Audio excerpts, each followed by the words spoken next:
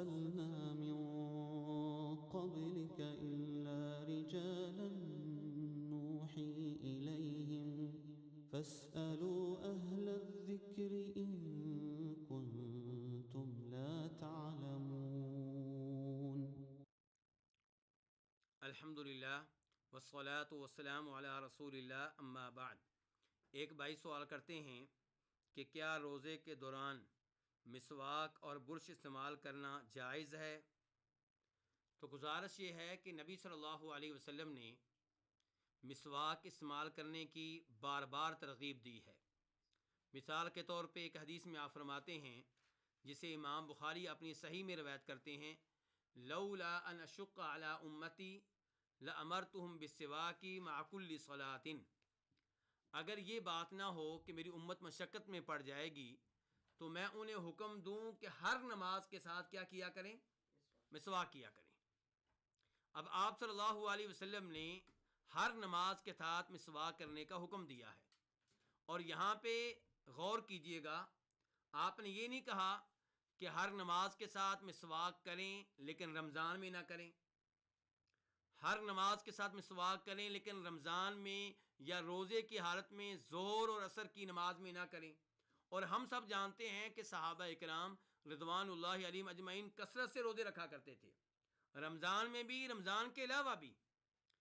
تو اگر روزے کی حالت میں مسواک کرنا ممنوع ہوتا، غلط ہوتا، تو آپ کہتے کہ ہر نماز کے ساتھ، ہر وضو کے ساتھ مسواک کیا کرو لیکن ظہر اور عصر کی نماز کے ساتھ مسواک نہ کیا کرو، جبکہ آپ کے احادیث عام ہیں۔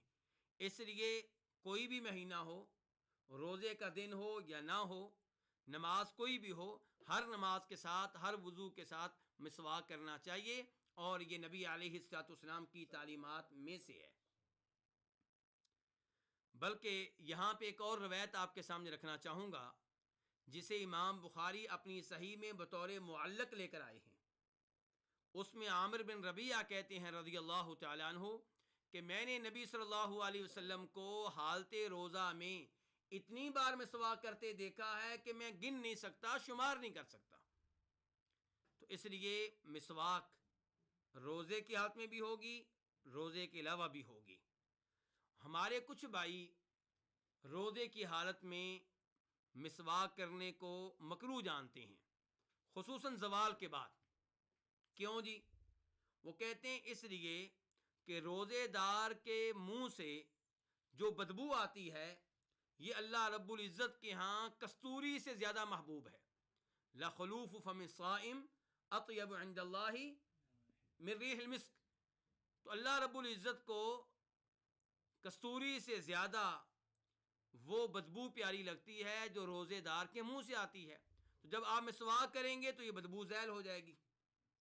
تو گزارش یہ ہے کہ روزے دار کے منہ سے جو بدبو آتی ہے، اس کا مسواک کرنے نہ کرنے سے کوئی تعلق نہیں ہے، کیونکہ وہ بدبو معدہ خالی رہنے کی وجہ سے آتی ہے۔ تو وہ آئے گی، آپ مسواک کریں تب بھی، نہ کریں تب بھی۔ اور ویسے بھی نبی علیہ الصلوۃ والسلام اور صحابہ کرام اس حدیث کو ہم سے بڑھ کر جانتے تھے کہ روزے دار کے منہ سے بدبو آتی ہے اللہ تعالیٰ کو کستوری سے زیادہ پیاری لگتی ہے۔ تو نبی علیہ الصلوۃ والسلام نے صحابہ کرام سے کیوں نہیں کہا کہ جب آپ لوگ روزہ کی حالت میں ہوں تب مسواک نہ کریں؟ جہاں تک تعلق ہے برش کا، تو اس کے ساتھ پیسٹ استعمال کی جاتی ہے، تو وہ پیسٹ کافی تیز ہوتی ہے اور اس کے اثرات کا حلق میں جانے کا کافی خطرہ ہوتا ہے، کافی اندیشہ ہوتا ہے۔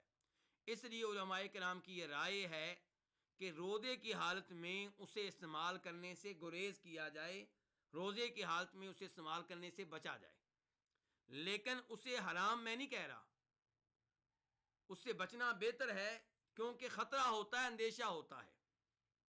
ورنہ کئی علماء کرام کی یہ رائے ہے کہ اگر پیسٹ استعمال کرنے سے خطرہ ہے کہ اس کے اثرات آپ کے حلق تک پہنچیں گے، تو کیا مسواک کرتے ہوئے خطرہ نہیں ہوتا؟